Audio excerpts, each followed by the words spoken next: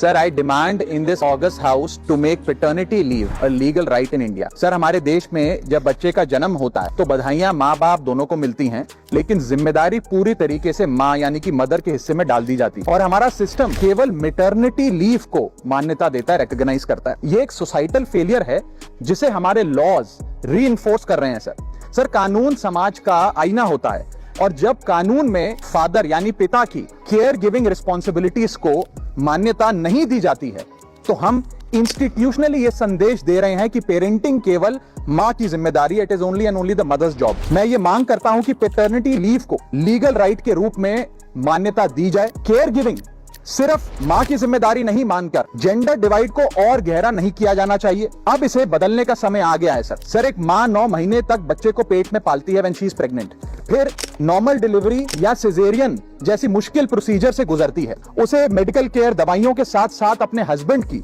Physical, mental और emotional support की भी जरूरत होती है। पति की भी बीवी के प्रति केयर गिविंग रिस्पॉन्सिबिलिटीज होती हैं, सिर्फ बच्चे के प्रति नहीं। और ऐसे समय में हस्बैंड की प्रेजेंस कोई लग्जरी नहीं सर, बल्कि एक नेसेसिटी है। आज केवल सेंट्रल गवर्नमेंट एम्प्लॉइज को ही 15 दिन का पैटर्निटी लीव मिलता है, जबकि प्राइवेट सेक्टर में ये राइट या अधिकार है ही नहीं। स्वीडन, आइसलैंड और जापान जैसे देशों में ये लीगल राइट 90 दिन से लेकर 52 हफ्तों तक की गारंटीड राइट के तौर पे दिया जाता है। भारत में 90% वर्कफोर्स प्राइवेट सेक्टर में है, यानी कि अधिकांश पिताओं के पास ये अधिकार है ही नहीं।